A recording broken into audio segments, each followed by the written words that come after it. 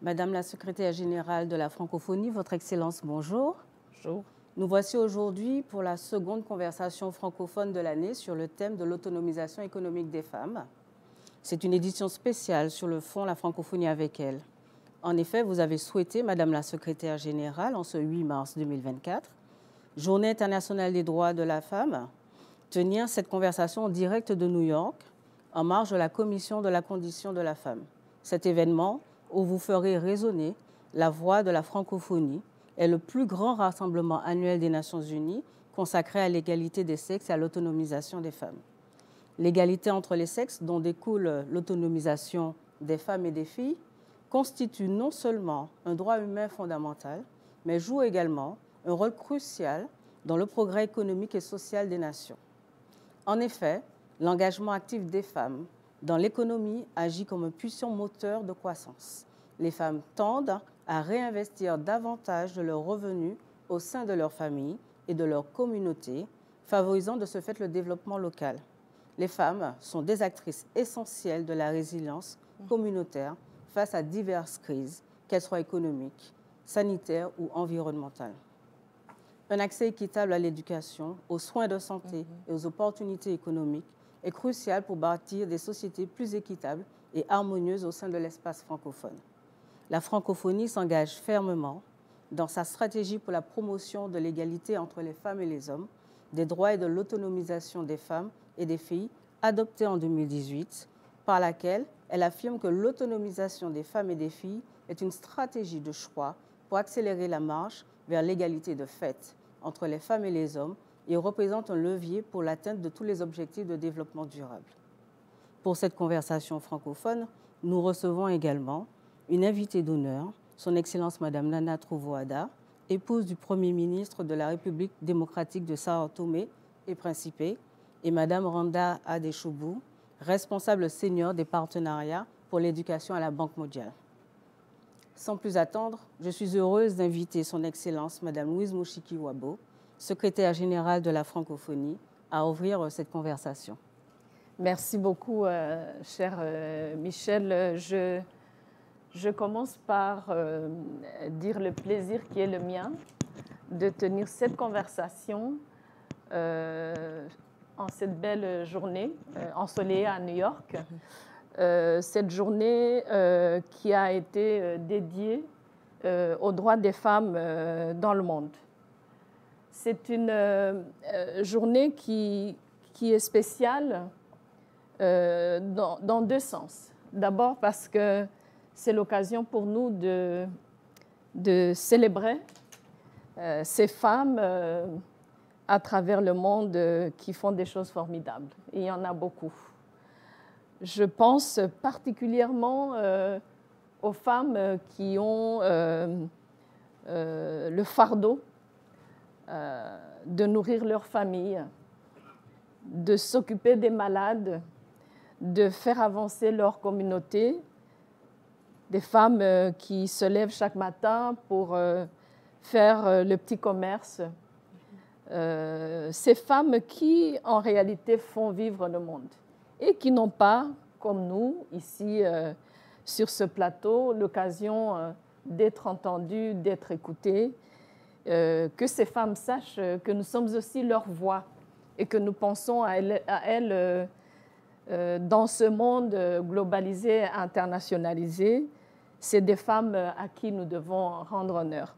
Alors cette journée est la thématique choisie par les Nations Unies cette année, à savoir l'accélération de l'investissement en faveur des femmes,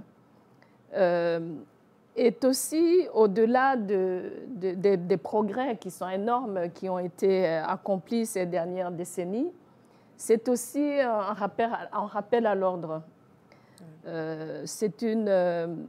Pour nous, c'est un signe d'alarme qu'il y a encore beaucoup à faire, que le chemin est encore long, que près de nous ou loin de nous, il y a des femmes qui sont toujours privées d'éducation, de leurs droits de base, qui sont victimes de toutes sortes de discriminations, de violences. C'est aussi un rappel à l'ordre par rapport à l'exclusion des femmes sur certains sujets d'avancement de la société, du monde, notamment l'intelligence artificielle, qui porte avec elle, même si elle est intelligente, tous les préjugés qui existent déjà par rapport aux femmes, et c'est à nous, dans le monde multilatéral et dans le monde en général, de nous assurer que la technologie et les avancées du numérique ne portent pas avec elles tout ce qui a été combattu jusqu'à aujourd'hui. Je sais que l'intelligence artificielle est aujourd'hui le sujet du moment, et donc j'alerte ceux qui sont responsables de ces avancées qui sont salutaires pour le monde et pour les femmes, de s'assurer que les femmes ne sont pas lésées par ces progrès. Alors, pourquoi l'autonomisation économique des femmes? Le sujet de l'autonomisation des femmes, je suis un peu mal à l'aise avec autonomisation parce que c'est comme si les femmes ne sont pas capables de s'autonomiser, qu'on les porte, alors que c'est des femmes qui sont très capables et qui l'ont montré d'améliorer leur vie. C'est une des priorités de la francophonie, l'organisation que je dirige. L'éducation des filles et l'autonomisation économique des femmes sont des sujets majeurs pour nous. Nous savons bien qu'il y a d'autres combats très importants, dont le sujet de la violence, le sujet de la santé de la femme, le sujet de l'émancipation d'une manière générale. Mais nous avons choisi, puisqu'on ne peut pas tout faire, de focaliser les efforts de la francophonie sur l'éducation des filles et l'autonomisation économique des femmes. La francophonie et l'OIF en particulier ont d'autres sujets, bien évidemment, à savoir, par exemple, le soutien des femmes qui se lancent en politique à travers le monde, surtout dans nos pays du Sud, à savoir la formation des filles au métier du numérique, et bien d'autres sujets. Mais aujourd'hui, en ligne et en harmonie avec le thème choisi par les Nations Unies, nous avons voulu parler de l'autonomisation économique des femmes. Et je voudrais partager avec vous quelques chiffres qui font état de certaines inégalités. Alors, la participation au marché du travail, parce qu'être économiquement autonome, ça veut dire aussi gagner sa vie. Alors, au marché formel du travail, le taux de participation des femmes mondial est d'environ 48% contre 73% pour les hommes. L'écart salarial. Globalement, les femmes gagnent en moyenne environ 16% de moins que les hommes pour un travail équivalent.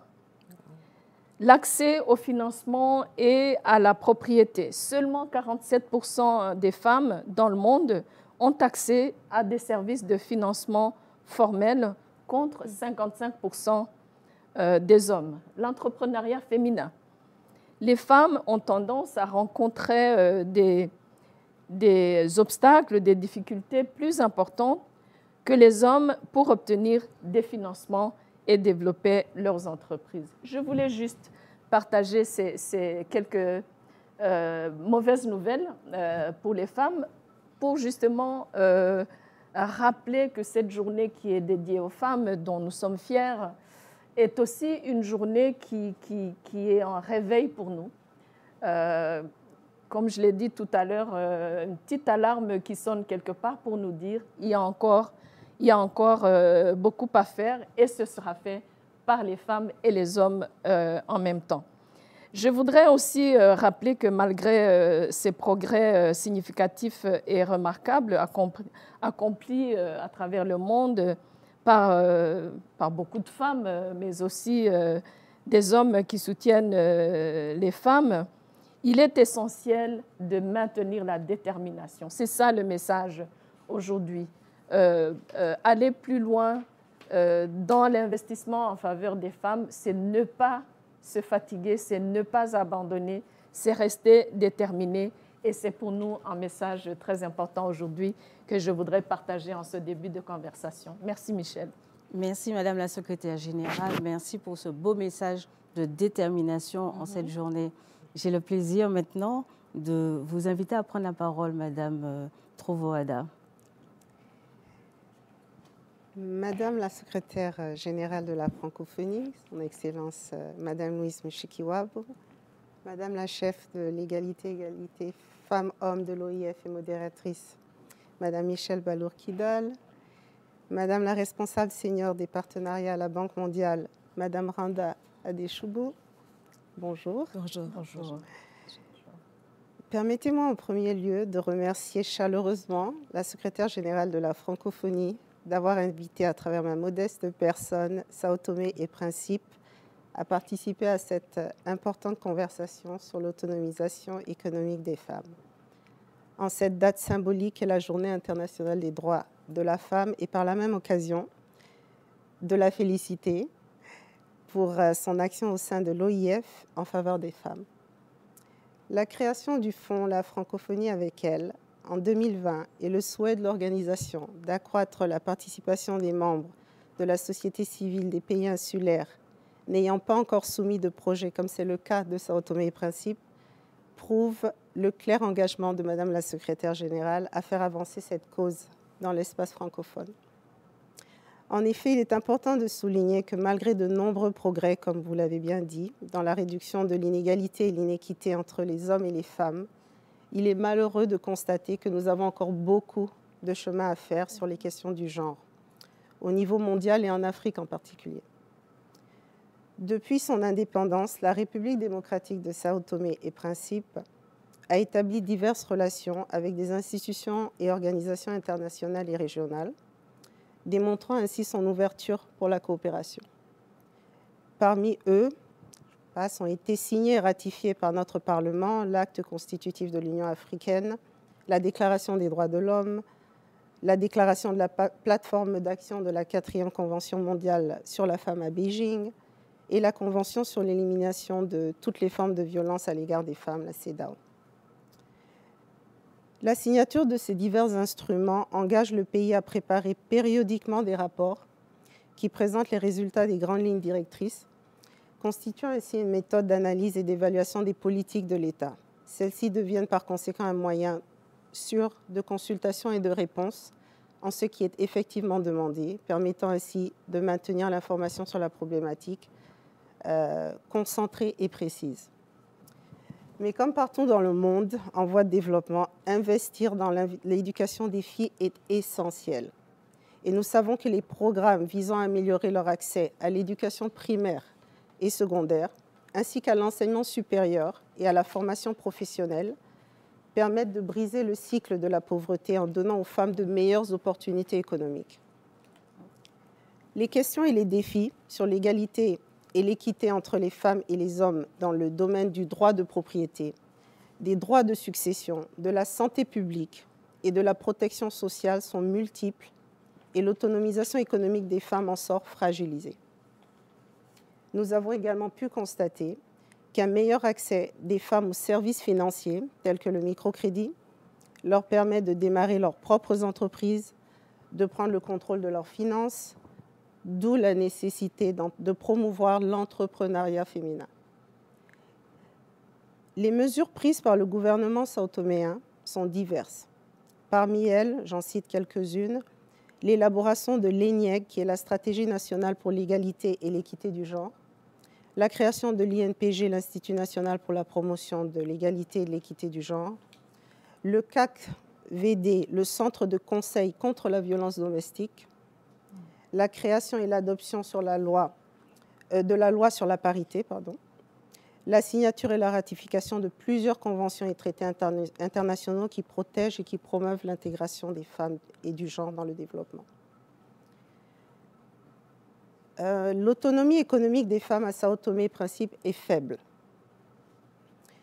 Parce que la majorité d'entre elles participent davantage à des emplois informels et précaires, faiblement rémunérés, la production agricole et aussi le travail non rémunéré purement destiné à maintenir la vie des ménages, le travail domestique, les soins aux personnes.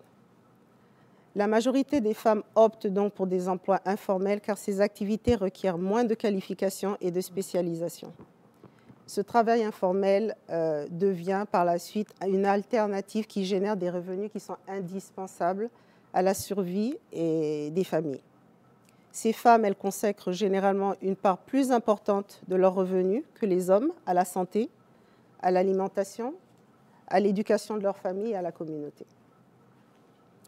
Je vais donner quelques chiffres. Les données de l'indice de développement du genre de Sao Tomé et Principe, l'IDGSTP 2017, nous dit que le pourcentage de femmes actives dans le commerce informel est de 58,9% contre seulement 41,1% des hommes, et ce, dans la catégorie des travailleurs non qualifiés avec un taux de féminisation de 71%. À Sao Tomé et Principe, comme dans la plupart des pays en voie de développement, les hommes et les femmes ont des rôles, des responsabilités, des pouvoirs de décision, un accès à la terre et aux ressources naturelles, des opportunités, des besoins différents. Les femmes à Sao Tomé sont considérées comme responsables de la production de nourriture, la collecte d'eau pour le ménage et du bois pour la cuisine. Les événements climatiques, tels que la sécheresse, les inondations, la pénurie ou l'excès de précipitations, ont rendu ces tâches beaucoup plus difficiles et ont imposé un fardeau disproportionné, je vais dire, sur les femmes, qui provoque en fait un triple effet, car en plus d'être affectées par leur vulnérabilité physique, elles ont également touché dans leur rôle de maîtresse de maison et par le travail supplémentaire qui découle de l'épuisement de toutes ces ressources naturelles. Et en plus, si j'ose dire, elles disposent de moins d'outils et d'accès que les hommes aux ressources comme la terre, le crédit, les intrants agricoles, les structures de prise de décision et la formation. En termes de politique publique, au-delà du fait que la loi nationale oblige à une représentativité de 40% des femmes dans les organes publics de décision, il existe plusieurs projets qui visent à intégrer les femmes dans le développement et je vais en citer quelques-uns.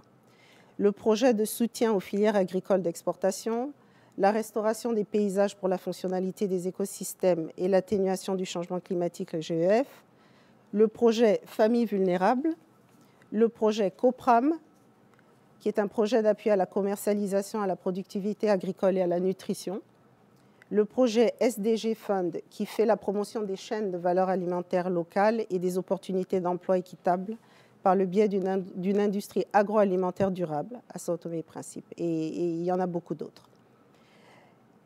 Mais, et c'est un grand mais, il faut faire plus et surtout il faut, au-delà de satisfaire les partenaires extérieurs au niveau des programmes, il faut obtenir une meilleure internalisation, une appropriation plus responsable du besoin impératif d'égalité et d'autonomisation de la femme comme pilier du développement. Je vais maintenant parler de quelques défis auxquels sont confrontées les femmes sao-toméennes qui sont nombreux, mais ils se réduisent à quelques points que je vais dire rapidement. Elles doivent utiliser tous les mécanismes disponibles pour garantir le respect de la législation relative aux droits de l'homme, à l'égalité entre les hommes et les femmes, à la violence liée au sexe. Plaider auprès des autorités nationales pour l'adoption d'une budgétisation sensible au genre à tous les niveaux, c'est-à-dire dans toutes les activités de programmes et de projets dans le pays.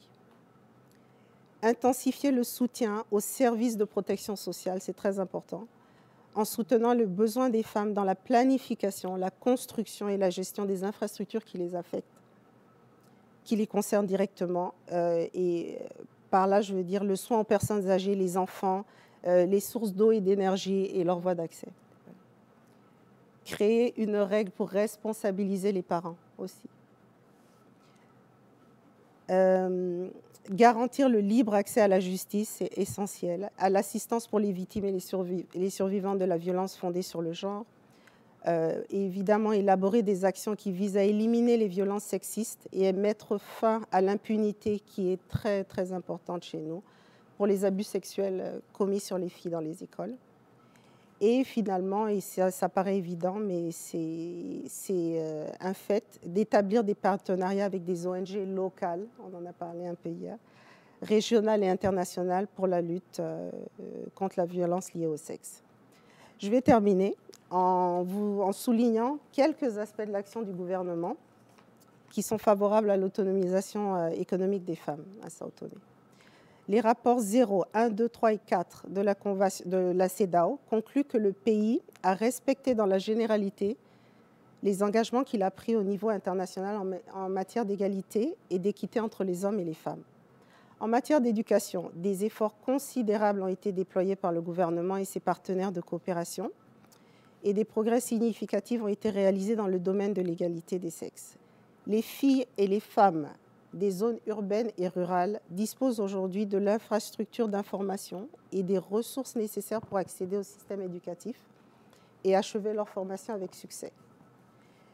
Des avancées importantes ont également été réalisées en matière de protection sociale, même si les montants versés ils paraissent dérisoires au regard de la situation économique du pays. Les principaux instruments développés pour atteindre nos objectifs sont d'une part la vision politique, qui est toujours accompagnée de plans stratégiques, et d'autre part les programmes opérationnels pour soutenir leur mise en œuvre. J'ai envie de dire que l'autonomisation économique des femmes santoméennes n'est pas satisfaisante, mais c'est une réalité en marche, on y croit. Je vous remercie. Merci. Je vous remercie, Madame Trovoada. Nous allons maintenant passer au débat, mais qui est largement entamé, puisque effectivement vous avez donné tant Madame la Secrétaire Générale que Madame Trovoada des chiffres, une situation, décrit une situation, mais pas simplement un état de fait. Vous avez aussi dit quelles sont les actions qu'il faudrait mener, les actions qui sont menées aujourd'hui et qui portent déjà des résultats.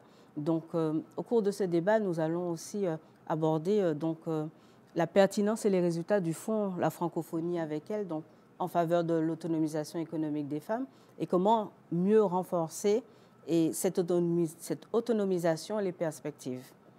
Les femmes représentent la moitié de la population mondiale et de ce fait, un potentiel économique, social et intellectuel qui demeure encore fortement sous-estimé lorsqu'on sait l'impact hautement positif pour nos sociétés que représenterait la pleine réalisation de ce potentiel. Avant de passer au débat, je vous propose de découvrir une présentation du fonds La Francophonie avec elle.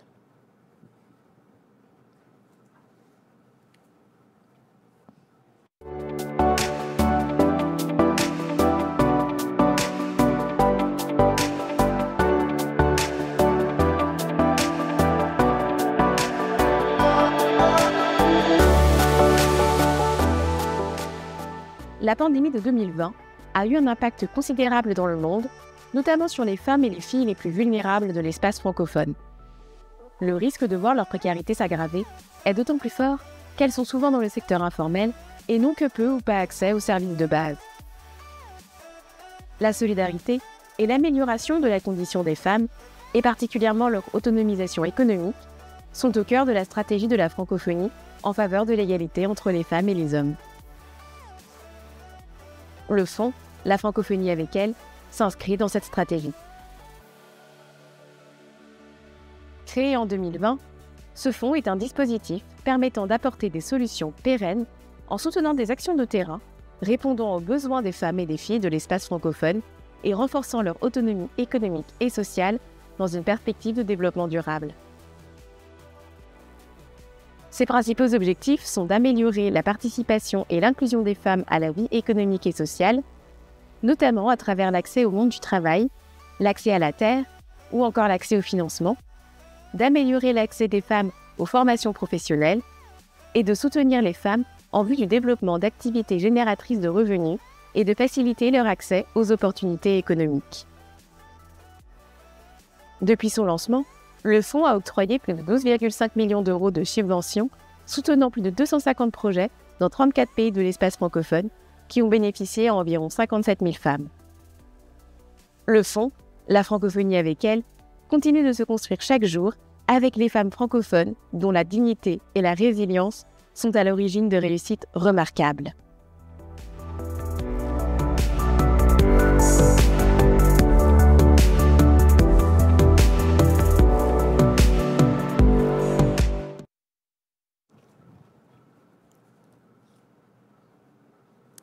Prévu initialement pour 4 ans, vous avez souhaité, Madame la Secrétaire générale, pérenniser le fonds La Francophonie avec elle au-delà. Pouvez-vous revenir sur la genèse du fonds? En outre, vous allez régulièrement sur le terrain rencontrer ces femmes qui ont bénéficié du fonds, comme ce fut le cas notamment à Madagascar et au Cap-Vert. Quel est donc votre regard? Alors, ce fonds, la francophonie avec elle, est un fonds qui a vu le jour en 2020, en pleine pandémie de Covid-19. L'idée, c'était d'apporter très modestement, bien évidemment, une réponse à la crise sanitaire d'urgence. Et nous avons donc en quelques mois pu mettre en place ce fonds avec des ressources de notre organisation qui étaient dédiées au voyage, puisqu'on ne voyageait plus pendant cette période, aux conférences. Et nous avons, avec 3 millions d'euros, voulu contribuer à ces femmes, à la survie économique de femmes de l'espace francophone qui n'arrivaient plus à gagner leur vie, surtout à cause du confinement. Alors, ce fonds nous a prouvé, nous a montré, s'il fallait le prouver, on était assez convaincus, mais nous avons pu constater qu'avec très peu de ressources financières, les femmes, toutes nationalités confondues, sont capables de créer la survie, le travail, la richesse même, l'éducation de leurs enfants et de contribuer à leur communauté et de là à leur pays. 4 ans plus tard, ce fonds, aujourd'hui déployé dans 34 pays de l'espace francophone, a bénéficié à plus de 57 000 femmes à travers 250 initiatives, surtout à caractère économique, commercial, des petits commerces, des ventes de vêtements, confection de vêtements, vente de fruits, du pain, des petits business du quotidien à travers l'espace francophone. Nous avons décidé à un certain moment, en voyant les bons résultats, que ce fonds devrait être pérennisé. C'est désormais une décision qui a été prise par les organes de notre organisation. Moi qui voyage beaucoup à travers l'espace francophone, j'ai eu l'occasion de voir ce que la femme, avec un tout petit peu de soutien, de ressources, est capable de faire. Effectivement, Michel à Madagascar, des groupes de femmes, des petites coopératives qui se sont lancées dans la culture de légumes, dans la production de briquettes pour faire le feu, pour la cuisine, et de là parvenir à nourrir les enfants, à acheter des vêtements pour les enfants, des uniformes pour aller à l'école. Au Togo aussi, où j'ai pu visiter quelques femmes bénéficiaires qui avaient beaucoup souffert du fait qu'il n'y avait plus de circulation dans leur quartier et qui vendaient des petites chaussures, confectionnaient des uniformes pour les enfants, pour l'école, ont pu elles-mêmes contribuer aux études de leurs enfants. Et je vous parle d'une période assez courte, C'est ce qui est impressionnant avec les femmes. Je dis parfois, en blaguant, mais pas vraiment, que les femmes font des miracles. Parce qu'elles sont capables de changer leur vie et la vie de ceux qui les entourent en très peu de temps. Au Cap-Vert, évidemment aussi, où j'étais l'année dernière, des résultats impressionnants. Je garde à l'esprit une des femmes bénéficiaires qui a pu, avec le fonds, étant donc bénéficiaire pour moins de 6 mois, a pu commencer à payer les études de son enfant au Portugal, à partir du Cap-Vert, avec un four spécialisé pour faire du pain, et qui, donc, dans certains quartiers qu'elle avait bien repérés, a pu récolter quelques bénéfices et pouvoir, vous imaginez, payer des études à l'étranger. Les résultats sont non seulement satisfaisants, mais nous disent aussi que peut-être que ce fonds, au-delà d'être pérennisé, devrait passer à l'échelle et bénéficier à beaucoup plus de femmes à travers le monde. Je pense spécialement à une dotation spéciale pour les femmes d'Haïti et du Liban, 2 pays qui ont été sérieusement touchés par des crises multiformes. Et donc, c'est mon souhait, c'est ce que j'ai exprimé aux différentes instances de notre organisation. J'espère que ça va se réaliser, puisque ce qui marche bien, il faudrait pouvoir le multiplier et faire bénéficier beaucoup plus de femmes. Voilà donc en quelques exemples où on est aujourd'hui, 4 ans plus tard avec ce fonds, la francophonie avec elle. Et encore une fois, ce genre d'activité à caractère économique dont le fonds, pour moi, c'est pas une question de charité. Ce n'est pas non plus une question de vouloir juste relever des femmes individuellement dans leur famille ou dans leur communauté. C'est aussi une contribution économique à nos pays. Et je pense qu'il faudrait peut-être voir toutes ces petites activités additionnées dans un contexte beaucoup plus stratégique, économique de nos pays. Merci, Madame la Secrétaire générale. Je retiens effectivement votre dernière idée, et plus qu'une idée, c'est cette... on pourrait prendre ça pour une déclaration, c'est-à-dire prendre en compte tous les apports économiques de ces femmes qui ne sont pas aujourd'hui comptabilisés dans la croissance nationale de nos pays de l'espace francophone. Madame Trovoada, après un brillant parcours académique, vous avez été aussi entrepreneur. Vous êtes également, donc nous l'avons dit, l'épouse du Premier ministre de la République démocratique de Sao Tomé et Principe, et vous êtes la vice-présidente de la Fondation Solidaridade. Donc, en tant que militante pour la cause des jeunes et des femmes, quel regard portez-vous sur les obstacles persistants à l'autonomisation économique et sociale des femmes, en particulier dans votre pays?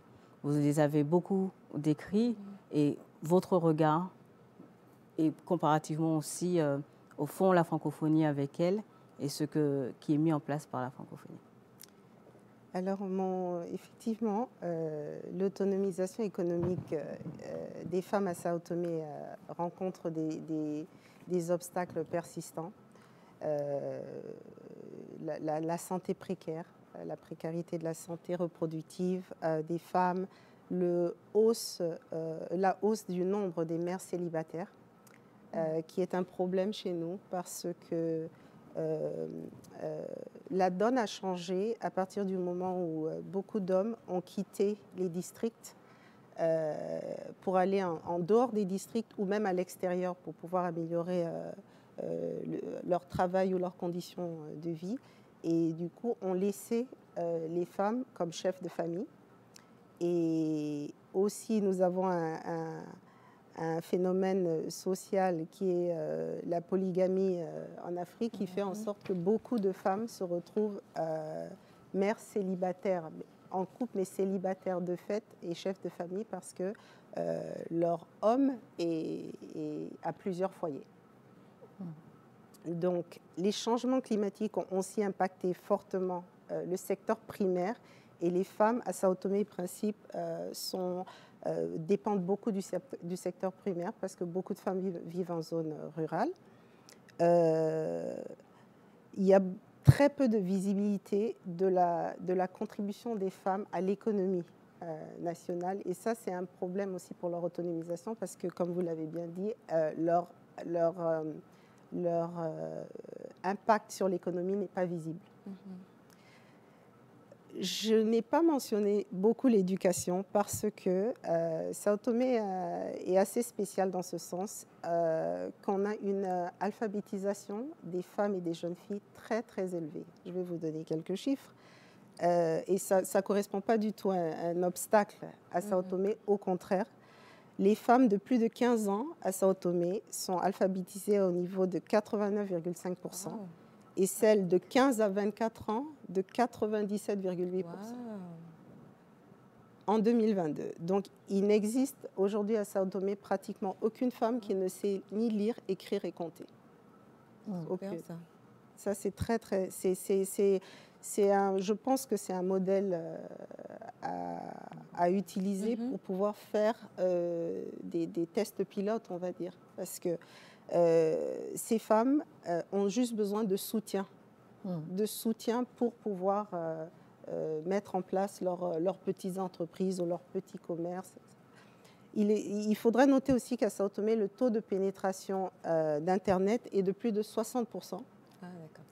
Et la couverture d'électricité, le pays est petit. Donc, ce sont 2 îles et il est facile de couvrir au niveau électrique le territoire. Et le taux de couverture est de plus de 95%. Donc, ce qui implique que tout ce qui est instrument informatique, technologique est facile à mettre en place. J'avais mentionné tout à l'heure que par la loi, les femmes doivent avoir un minimum de 40% dans les décisions politiques et ça, c'est globalement appliqué. Donc ça, je sais que la francophonie avec elle et l'OIF en général prône cela. Et à Sao Tomé, c'est globalement respecté. Donc ce que je pense, moi, en vrai dire, c'est que nous avons des obstacles, oui, mais nous avons des bases suffisantes pour pouvoir apporter le soutien nécessaire aux femmes à Sao Tomé. Merci, Madame Trovoada. Sao Tomé est un exemple sur l'éducation des femmes, sur la pénétration du numérique.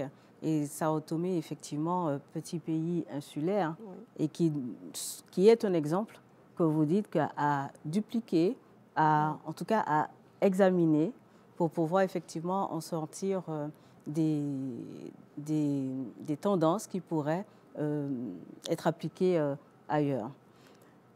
Vous parlez d'éducation, du taux d'éducation et qu'à Sao Tomé, il n'y a aucune femme aujourd'hui qui ne soit alphabétisée. Nous avons avec nous Randa, donc, qui est une jeune béninoise et qui dirige des programmes à l'échelle internationale pour l'autonomisation économique des femmes, mais également pour l'éducation des femmes.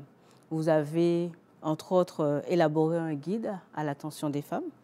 Et au regard de votre expérience, pouvez-vous nous dire en quoi il est important de prendre en compte les réalités des femmes francophones et nous préciser les secteurs clés où les femmes sont encore sous-représentées?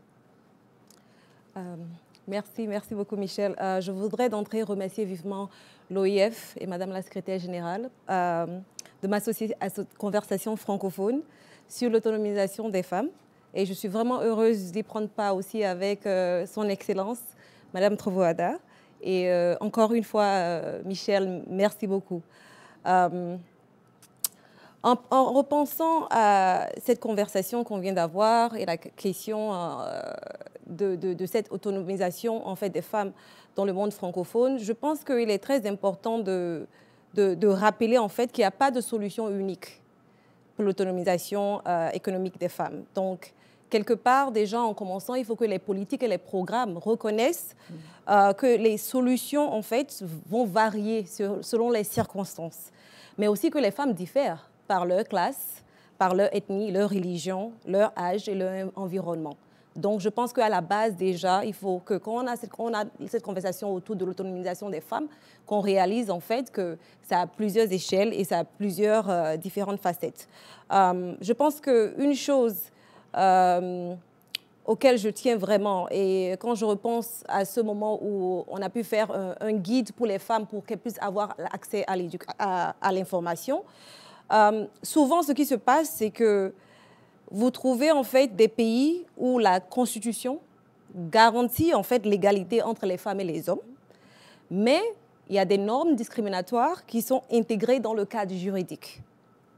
Donc, il est quelque part important et nécessaire de réviser ces cadres juridiques qui ne sont pas en accord avec la constitution d'un pays, pour qu'ils puissent avoir un certain aliment entre ce qu'on dit et ce qu'on fait. Je pense aussi que c'est important de comprendre le contexte local. C'est très essentiel. Il est nécessaire de travailler à l'échelle locale où les systèmes formels et traditionnels ainsi que les pratiques coutumières coexistent. Parce que des fois, vous trouvez à l'échelle nationale des lois ou des cadres juridiques qui sont là, mais quand vous descendez au niveau local, il y a les chefs religieux qui ont beaucoup de pouvoir, et il y a aussi les pratiques coutumières qu'il faut essayer de comprendre et il faut essayer de changer les choses en alignement aussi avec ces pratiques-là.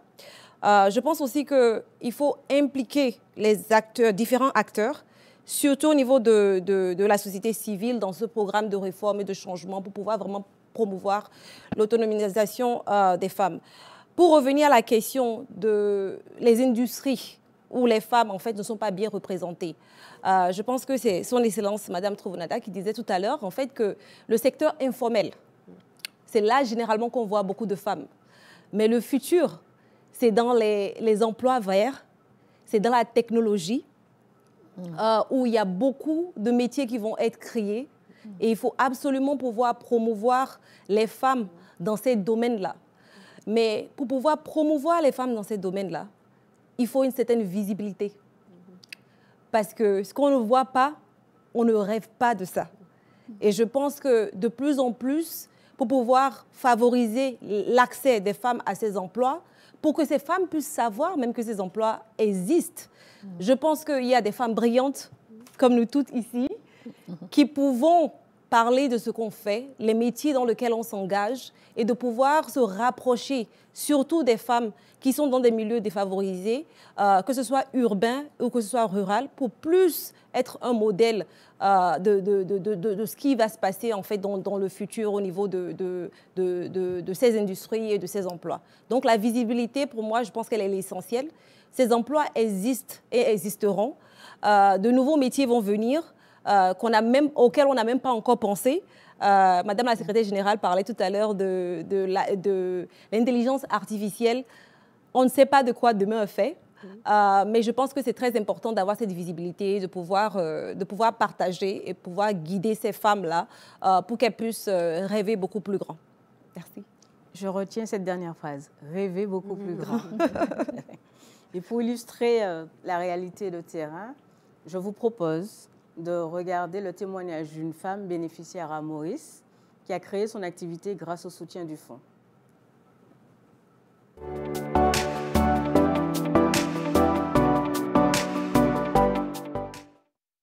Moi, c'est Sabrina Copen, habitant de la cité Sainte-Catherine. Moi, j'ai 41 ans, je suis mariée, 3 enfants, femme entrepreneuse. Je suis éco-bag et aussi je suis avec la OIF, Femme Entrepreneur de Demain. Je parle la OIF par le 102 LNK, sponsorisé par ENL Foundation. Femme Entrepreneur de Demain, c'est un cours qui nous suit comment nous monter nos business dans l'entrepreneuriat, surtout les femmes qui ont envie d'un autre business pour eux. On apprend comment pour faire l'entrepreneuriat, comment prendre mon propre business pour moi, comment pour débuter mon propre pied.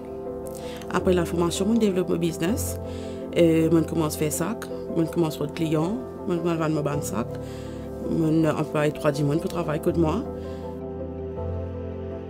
Le matin, quand je me lève, je prépare les enfants pour l'école, je suis mon garçon pour le travail, je m'occupe de la case.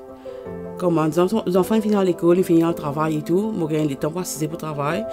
Je suis pour le travail jusqu'à fort tard, surtout si j'ai une grosse commande, je passe jusqu'à 2h, 3h du matin pour être capable de livrer mes clients mon travail. Ça, c'est un sac de plage. Normalement, je sais que dimanche, je peux faire mon sac. Je finis de tailler la toile, je finis de couper sur la manche, je taille sur le rebord pour faire un check clair. Je monte ce sac avec ce film check clair et ce doublure. Après, je mets sur la manche. Voilà. On met sur la manche. Là, je fais mon sac. Important, c'est le repassage. Le sac qui me paraît pour la plage.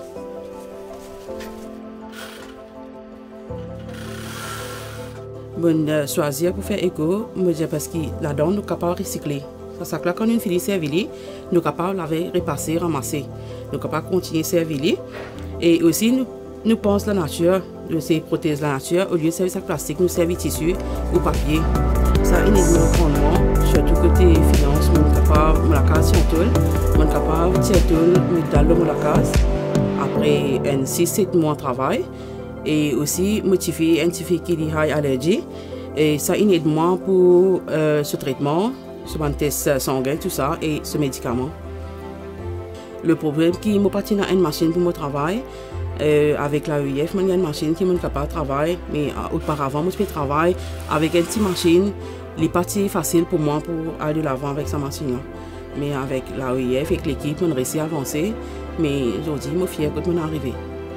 Mon projet futur, c'est demain, il y a un grand business pour moi, que je suis capable de recruter une personne, surtout une madame, qui peut un moyen pour qu'ils aient des enfants dans une garderie, et créer l'emploi pour une femme qui a envie de travailler. Je me connais pour une femme entrepreneuse, les jours pour travail, surtout pour commencer au début, surtout côté financement. Et moi, me dire, ce qui est intéressé vraiment, c'est qu'il a le moyen capable de faire ce travail, pas abandonner ce rêve. J'adore mon travail, c'est mon rêve qui est un jour mon propre patron. Bravo. Oui. Bravo. Votre Excellence, Madame Trovoada, donc nous avons vu effectivement le changement, la transformation et même la métamorphose que peut créer le soutien de la francophonie avec elle dans la vie de ces femmes. Et donc, Sao Tomé et Principe n'a pas encore été bénéficiaire du fonds La Francophonie avec elle. Et selon vous, quelle serait en fait, que pourrait apporter comme perspective à Sao Tomé et Principe de bénéficier d'un tel fonds, le fonds La Francophonie avec elle, pour soutenir l'autonomisation économique des femmes? Alors oui, effectivement,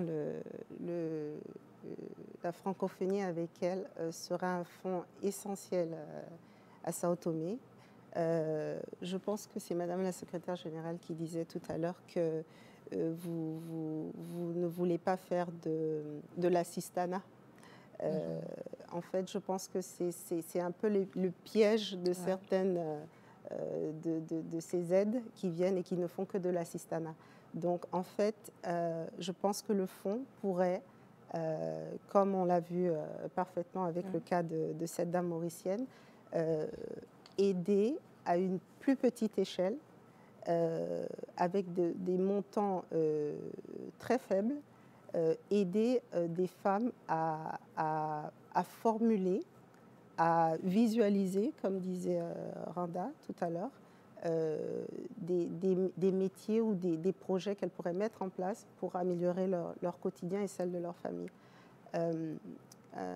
À Sao Tomé, je pense qu'avec très peu de moyens et en se focalisant sur un petit groupe de femmes ou même des projets individuels, le fonds pourrait effectivement, surtout dans les zones rurales, faire une grande différence.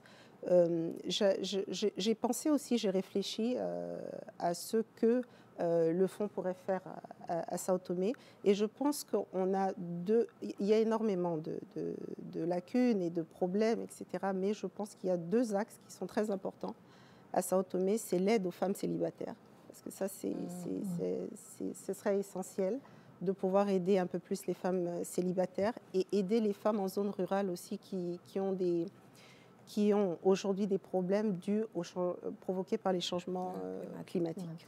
Oui. Pourquoi? Parce que elles n'ont plus accès donc, à certaines activités comme elles l'avaient avant. Il y a des problèmes d'érosion, il y a des problèmes de sécheresse, il y a des problèmes dus au changement climatique, bien sûr, et qui fait que l'accès à certains emplois disparaît. Je pense qu'il faudra aussi les aider à accéder à des services de soutien, et j'en ai cité quelques-uns parce que nous avons de grosses lacunes au niveau des aides sociales dans le service des gardes d'enfants. Les gardes d'enfants, que ce qui soit abordable ou gratuit, ce serait important. Des conseils, des services de conseil en matière de planification qui peuvent considérablement les aider dans leur vie du quotidien. Et je pensais aussi à un réseau de soutien social et communautaire. Ce que je veux dire par là, c'est créer des groupes de soutien, des programmes de mentorat. Tout à l'heure, Randa parlait de les femmes ne savent même pas qu'est-ce qu'elles peuvent faire. Trouver une personne qui peut leur proposer des projets ou des initiatives auxquelles elles ne pensent même pas et qui peuvent être même informatiques, technologiques, plus techniques. Les femmes dans les zones rurales ne peuvent même pas s'imaginer pouvoir entreprendre des initiatives un peu plus techniques ou technologiques. Et aussi, je pense que c'est important de leur proposer un soutien émotionnel, émotionnel, pratique, financier, mais émotionnel qui est aussi très important. Donc tout ça nous amène à énormément de possibilités que le fonds peut faire et on pourrait très rapidement identifier des projets. J'en ai pensé à un hier parce qu'à Sao Tomé, comme vous le savez peut-être ou pas, il y a énormément de plantations de cacao qui ne recyclent pas leurs déchets. Donc les déchets sont brûlés en fait. Et donc, évidemment, pour l'environnement, ce n'est pas conseillé. C'est beaucoup de dioxyde de carbone dans l'atmosphère. Et ce serait une idée donc, dont je parlais la semaine dernière, de pouvoir recycler ces déchets pour en faire de l'engrais ou du carburant qui pourrait servir à de la petite machinerie, etc. Et ça, ce sont des choses très faciles et immédiatement applicables. Merci, Votre Excellence. Et effectivement, ça rejoint les propos de Randa disant que les métiers verts sont les métiers dans lesquels les femmes sont sous-représentées, où il y a un formidable potentiel pour elles. Donc, Randa, au regard de votre expérience, quels sont les moyens de garantir un accès équitable au financement? Nous l'avons vu dans le témoignage, la bénéficiaire qui nous disait la difficulté d'accéder au financement. Et donc, je réitère ma question. Donc, garantir un accès équitable au financement et aux opportunités économiques pour les femmes. Je pense en fait, d'abord merci pour la question et je veux rejoindre ce que Madame la secrétaire générale disait tout à l'heure par rapport à l'accès au financement. Je pense que l'accès au financement aujourd'hui pour les femmes est toujours un très grand problème. Nous avons aujourd'hui, je peux parler de ma génération et de ce que je vois un peu, c'est qu'il y a beaucoup de fonds, il y a beaucoup de programmes, il y a moins de clarté autour de comment est-ce que les femmes peuvent accéder à ce fonds, à ce genre de fonds. Donc, je veux profiter aussi de ça pour dire félicitations à Madame la secrétaire générale pour le fonds et tout le travail qui a été fait autour de ça. Je pense que c'est très important qu'on essaie de sortir de nos cases, de penser, de faire les choses différemment. Parce que si nous nous basons sur ce qui a été fait pour regarder ce qui doit être fait dans le futur, on n'y arrivera pas. Donc, je pense qu'au niveau des communautés, et j'aime toujours revenir à la société au niveau local, il y a beaucoup de choses qui peuvent se faire au niveau des communautés, en fait. J'aime bien repenser au temps de ma mère, par exemple, où il y avait toute cette communauté de femmes qui se mettaient ensemble et qui mettaient de l'argent ensemble pour pouvoir créer, en fait, des opportunités entre elles. Donc, quand on parle généralement de fonds, ce n'est pas forcément les grands fonds, les millions de dollars dont on entend souvent. Je pense qu'il faut pousser en fait une politique au niveau local, d'association, au niveau des femmes, que ce soit les femmes ou les hommes, pour pouvoir créer en fait ce changement et donner l'accès en fait aux femmes dans les communautés. Donc moi, je suis vraiment plus une championne des opportunités en fait, qui se font plus au niveau local, au niveau communautaire. Parce que généralement, au sein de ces communautés, les gens savent, les femmes comme les hommes savent exactement ce dont ils ont besoin. Et comme je dis, il faut vraiment qu'on pense, qu'on sorte de nos cases, qu'on essaie de regarder, de trouver des solutions en fait, aux problèmes d'une différente manière. Merci Randa. Madame la secrétaire générale, j'ai envie de recueillir votre réaction par rapport aux deux interventions qui sont enthousiasmantes, ces interventions, sur les opportunités, sur les perspectives à Sao Tomé, non pas pour le fond, mais pour les femmes avant tout. Et pour, effectivement, comme disait Randa, d'impliquer les communautés locales, d'impliquer les femmes elles-mêmes et aussi sur la question, en fait, de la contribution modeste, c'est vrai, mais qui fait la différence. Alors, permettez-moi d'abord de revenir sur un aspect qui m'a parlé, qui a été mentionné par Madame Trovoada, par rapport aux femmes de Sao Tomé et Principe, mais qui est pour moi un aspect qu'on ne devrait pas négliger dans l'accompagnement des femmes, à savoir l'accompagnement émotionnel. Alors, j'ai envie de dire que c'est universel, qu'on aura chez les filles un peu moins d'audace, un peu moins de confiance en elles-mêmes. Si j'ai bien compris, c'est ça, l'accompagnement émotionnel, c'est de pouvoir donner aux filles, aussi bien dans les systèmes éducatifs que dans nos familles, la confiance en elles-mêmes. De leur rappeler chaque fois qu'elles sont capables d'aller jusqu'au bout de leurs ambitions, de leurs rêves. C'est un aspect extrêmement important. Je sais que personnellement, dans ma vie de petite fille, j'ai reçu beaucoup de mes parents, de mon père et de ma mère, cette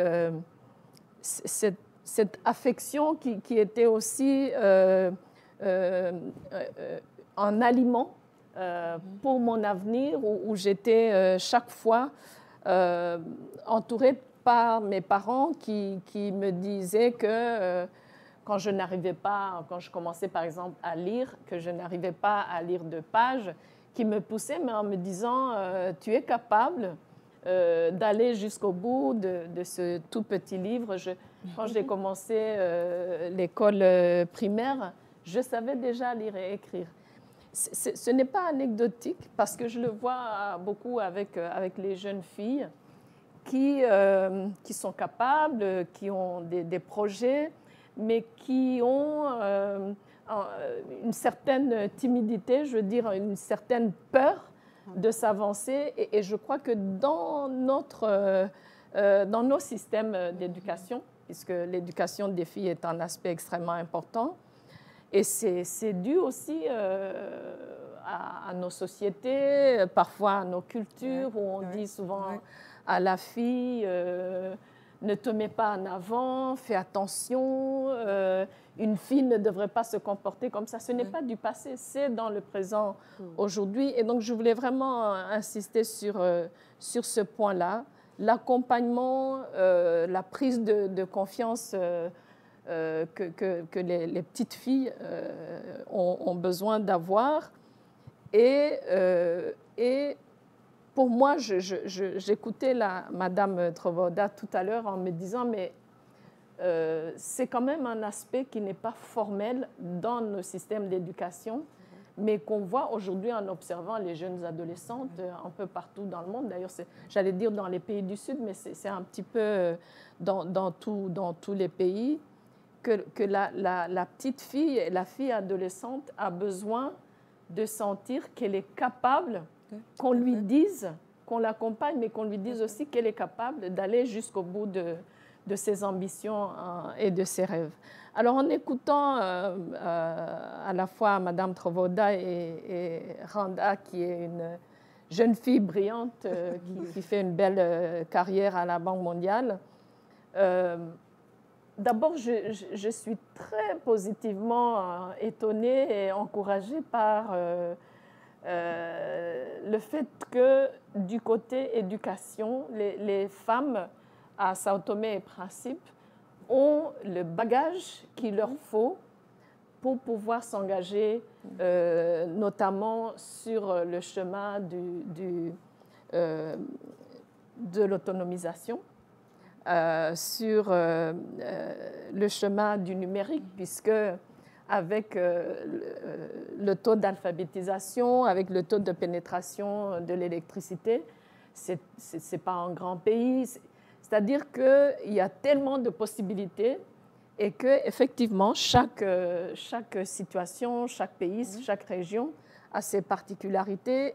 Et ça m'amène à dire que dans toute action que nous menons pour favoriser l'avancement des femmes, nous devons nous pencher sur les forces qui existent dans l'environnement, dans l'écosystème et chez les jeunes femmes et les filles. Je voudrais insister beaucoup sur l'éducation des filles.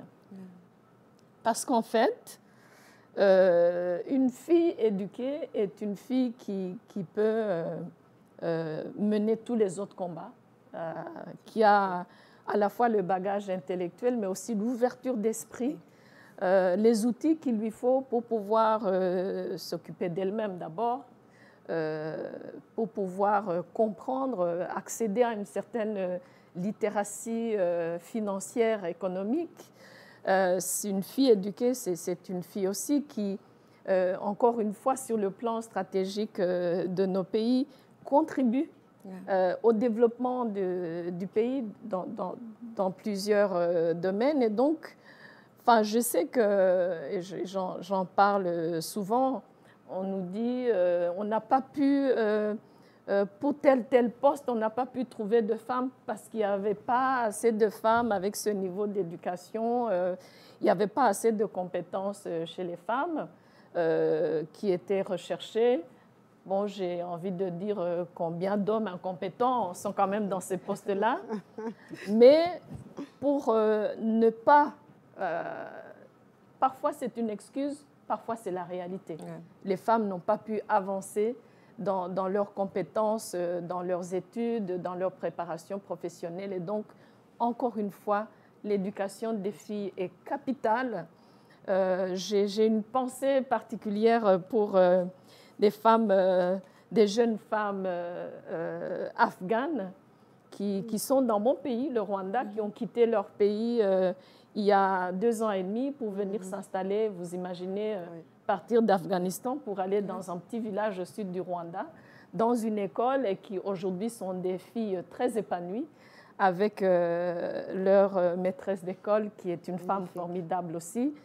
Et cet exemple des jeunes filles d'Afghanistan qui ont, à cause de la guerre et de la situation de l'éducation des filles dans leur pays, ont dû, pour la première fois de leur vie, se retrouver dans un petit pays en Afrique de l'Est, dans un village, et qui aujourd'hui sont épanouies.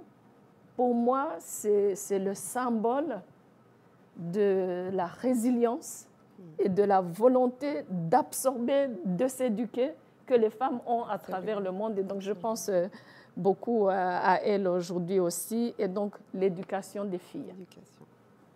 Merci, Madame la Secrétaire Générale, de nous avoir partagé votre regard et sur cette priorité qui est l'éducation des filles et qui est la clé et qui va ouvrir de nombreuses portes pour les femmes. Vous avez dit que le fonds La Francophonie avec elle, c'est aussi un accompagnement multidimensionnel. Donc sur le renforcement effectivement des capacités et l'ouverture, l'accès aux opportunités économiques. Mais le fonds aussi agit sur d'autres aspects. Vous avez parlé, Madame Trovoada, de la planification. Vous avez parlé aussi d'avoir des réseaux qui permettent d'informer les femmes. Et donc nous avons un exemple de projet au Liban où le fonds a permis en fait un plus grand leadership, accompagne les femmes vers un plus grand leadership et une prise de participation dans les décisions. Donc je vous invite en fait à regarder l'expérience du projet Femmes réunies et émancipées au Liban.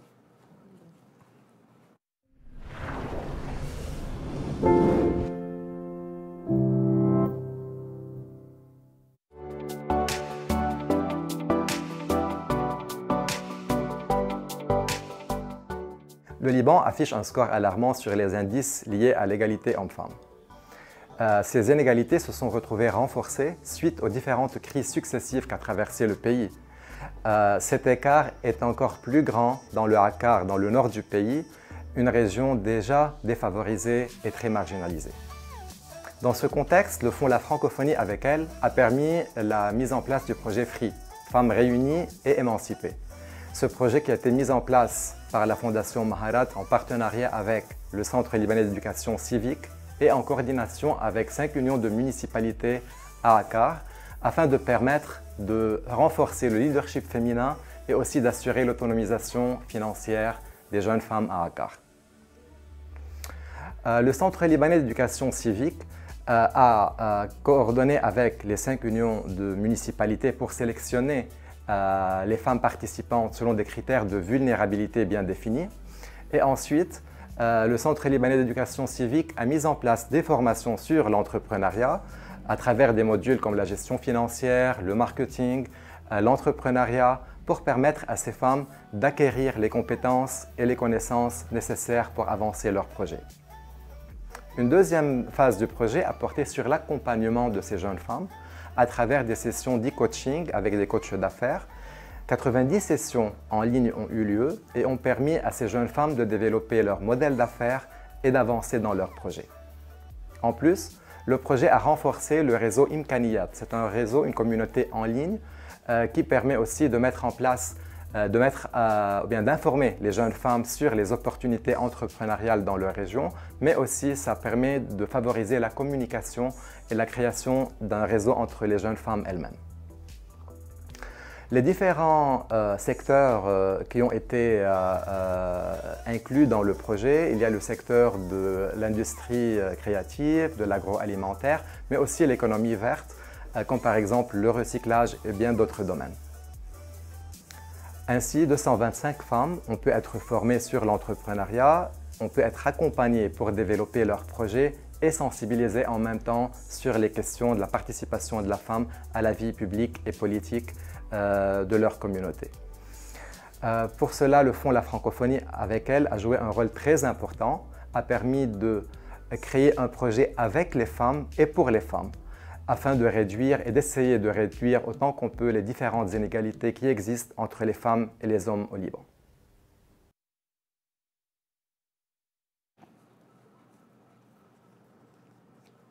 Comme nous avons pu le voir, les résultats du fonds sont édifiants. Cependant, ils demeurent modestes comparativement à l'immensité des besoins des femmes à travers l'espace francophone. Madame la secrétaire générale, comment accélérer le rythme de l'autonomisation? Comment mieux investir? Comment accélérer le rythme d'investissement dans les femmes et pour les femmes? Quelles actions peuvent être entreprises pour une meilleure inclusion économique des femmes dans l'espace francophone? Alors, comment accélérer? Former, préparer. On parle beaucoup à la francophonie de la grande priorité qu'est l'emploi des jeunes, puisque nous sommes un espace très jeune. Mais il y a l'emploi, il y a aussi l'employabilité. Je pense que c'est important pour cette accélération d'investir dans la préparation à l'emploi. Bien évidemment, les politiques publiques. Les politiques publiques, on peut bien compter sur la bonne volonté, mais elle ne suffit pas. Je pense que dans nos textes, dans nos lois, il faudrait qu'on s'assure vraiment, et c'est aussi le travail des organisations telles que la nôtre, en coopération avec nos États membres, de s'assurer que ce qui est prescrit dans nos lois est accessible dans la réalité, que ce soit par rapport à l'inclusion des femmes dans le domaine économique et financier, que ce soit on a parlé tout à l'heure de la difficulté d'accéder aux fonds qui sont créés, mais où il n'y a pas eu de préparation des bénéficiaires pour pouvoir accéder à ces fonds-là. Michel, nous-mêmes, avec le Fonds La Francophonie, avec elle, la première édition, vous vous rappelez qu'une des leçons apprises, c'était qu'un certain nombre de femmes qui avaient pu bénéficier de par la qualification de leur activité, avaient des difficultés à remplir les conditions de notre organisation, donc de la francophonie, notamment la rédaction des rapports, la préparation de projets bancables. Et donc, il ne suffit pas de se prononcer sur les bonnes politiques. Il faut aussi s'assurer que ces politiques sont accessibles et que les personnes qui sont censées bénéficier, ici nous parlons des femmes, sont informées, savent comment aller jusqu'au bout avec ces opportunités qui leur sont offertes. Il y a beaucoup de choses à faire pour progresser, mais je voudrais particulièrement parler de l'importance, comme Randa l'a dit tout à l'heure, d'ouvrir les esprits aux nouveaux métiers, à ce qui se profile à l'horizon. Je sais que les systèmes éducatifs un peu partout essayent de se rattraper, mais je pense qu'il y a une accélération à faire, notamment en tenant compte des changements climatiques, des métiers verts, des opportunités qui s'offrent un peu partout, parfois même au niveau régional, dans la plupart de nos pays. Et donc, il est important, au-delà d'avoir de bonnes politiques, d'aller vers l'inclusion, de donner accès à tous ces outils qui sont importants pour les femmes, de tourner leur regard vers l'avenir, parce que ça passe vite. Oui.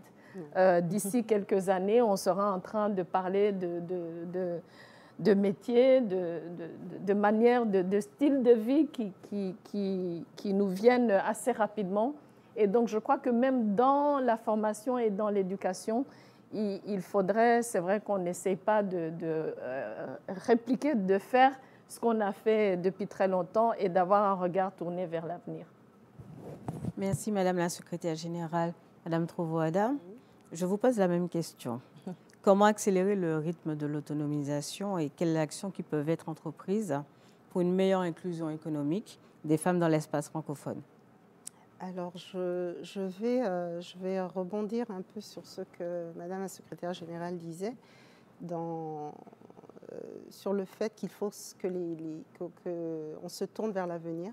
Je pense qu'il faudrait qu'on appuie des projets pour encourager les femmes à embrasser des métiers ou des projets qui sont destinés aux hommes. Elles peuvent des fois penser que ce sont des domaines qui ne leur sont pas particulièrement ou physiquement ou pour des raisons de coutume, d'habitude, destinés aux femmes. Et je pense qu'on devrait les encourager. Je pense que beaucoup de femmes pensent que la technologie, il y a des métiers qui sont des métiers d'hommes, même les métiers agricoles.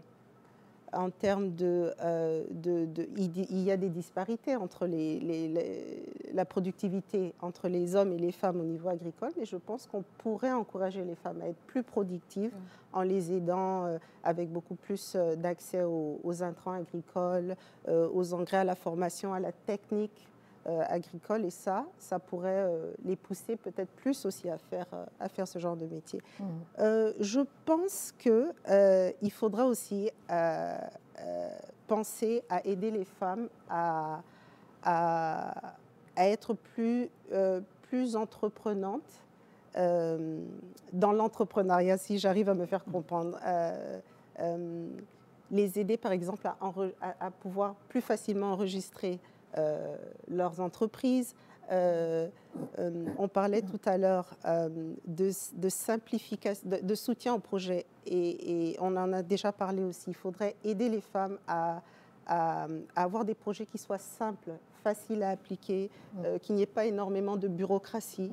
La bureaucratie tue beaucoup de petits projets, parce que des fois, il faut un très faible montant et juste mettre le projet en pratique. Mais la bureaucratie fait que des fois, elles perdent 2, 3, 4 mois et elles abandonnent et elles passent à autre chose.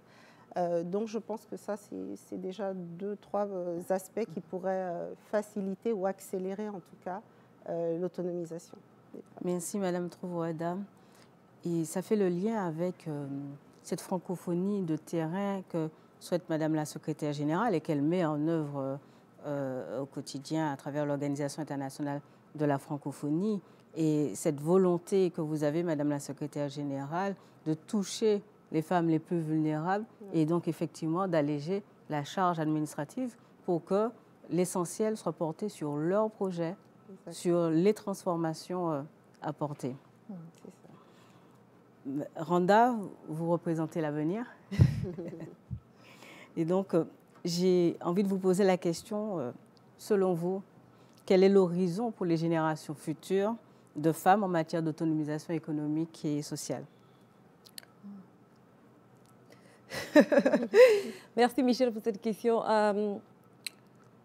Je pense qu'en fait, le futur nous appartient. C'est à nous de le dessiner. Mais avant de le dessiner, il faut le rêver.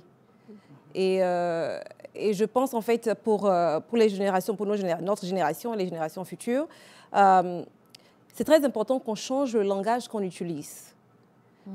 Souvent, quand on parle des femmes, on parle de l'autonomisation des femmes, on parle du women empowerment. C'est un peu comme si les femmes, en fait, sont juste des destinataires d'aide, en fait. Je pense que, mais collectivement, dans la société, il faut qu'on change ce langage, parce que le langage a le pouvoir. Souvent, on dit que quand tu es malade, tu ne dois pas dire « je suis malade ». En fait, toi, tu n'es pas la maladie. Donc, j'approche ça aussi de la même façon. Quand on parle des femmes et de cette autonomisation, je pense qu'il faut vraiment regarder le langage qu'on utilise autour de ça déjà pour une fondation. Je pense aussi, la deuxième chose que je voulais dire, c'est l'accès aux connaissances dont les femmes ont besoin. Il faut pouvoir faire plus dans ce sens, mais aussi il faut faire la connexion avec les femmes de la meilleure façon possible. Je donne un exemple. Dans des communautés, il y a des femmes qui ne lisent pas. Elles écoutent plus la radio qu'elles ne fassent la lecture. Et il y a des communautés où c'est plus la télé.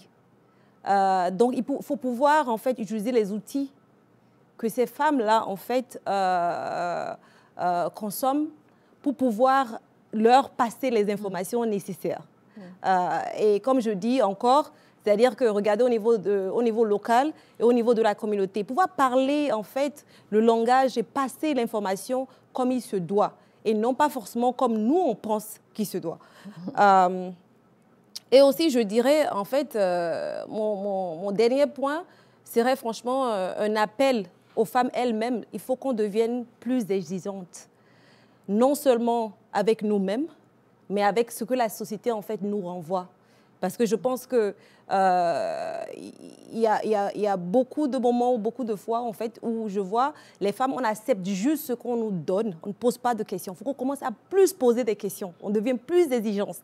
On n'accepte pas juste les codes, les façons de faire en fait du passé, parce que en fait, oui, l'avenir, ça nous appartient et je pense qu'en fait, nous toutes qui sommes ici, des femmes brillantes, on est prêts à participer à ce futur. Merci. Merci Randa, merci. Nous allons construire ensemble cet avenir. Nous arrivons au terme de cette conversation sur le thème de l'autonomisation économique des femmes dans l'espace francophone. Je vous invite, Madame Mushiki-Wabo, à nous délivrer le message de clôture. Alors, est-ce qu'il y a un message de clôture? Il y a eu tellement de beaux messages dans cette conversation, cette journée des droits de la femme. Un des premiers messages de ma perspective d'une organisation multilatérale internationale, c'est le besoin de collaborer encore plus entre les différents acteurs. Les gouvernements qui sont représentés dans nos institutions, nos organisations internationales, multilatérales, la société civile, le monde académique, le secteur privé. Je pense que quand on parle de crise dans le multilatéral aujourd'hui, c'est aussi une crise de vouloir faire comme on a fait depuis 1945, quand ces institutions ont été créées. Et donc, une meilleure coordination, surtout dans les politiques publiques internationales aussi, mais aussi sur le terrain. Je me mets à la place de quelques bénéficiaires qui doivent recevoir de plusieurs intervenants des demandes, parce que c'est le cas. Pour chaque petit geste de soutien, les exigences sont énormes sur les bénéficiaires. Et ça, c'est dû au fait qu'on n'est pas nécessairement bien coordonnés entre nous. Et donc, pour un impact réel, visible, qui ne met pas beaucoup de pression aux bénéficiaires, une plus grande collaboration, coordination entre nous tous. Il ne faut pas oublier le secteur privé, parce que nous, les fonctionnaires internationaux, on a tendance à penser qu'on a toutes les solutions. Je pense que le monde aujourd'hui est un monde qui est ouvert à tous ceux qui peuvent contribuer aux solutions. Le secteur privé, par ailleurs, qui contribue beaucoup à notre fonds, la francophonie avec elle, qui a commencé qu'on a approché et qui a commencé à contribuer financièrement dans les différents pays de notre organisation. Donc, coordination entre différents acteurs absolument importants. Deuxième aspect, c'est que le vrai travail est sur le terrain. Encore une fois, tout à l'heure, Randa parlait de simplifier le langage pour pratiquer le monde international depuis très longtemps. Je sais qu'on a tendance à s'enfermer dans notre langage, dans des formules acceptées, internationalisées, qui ne parlent pas nécessairement à la femme et à l'homme de terrain.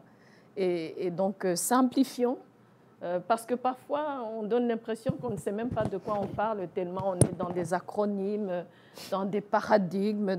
C'est un langage qu'il faut absolument simplifier pour pouvoir avoir un dialogue avec nos bénéficiaires sur le terrain.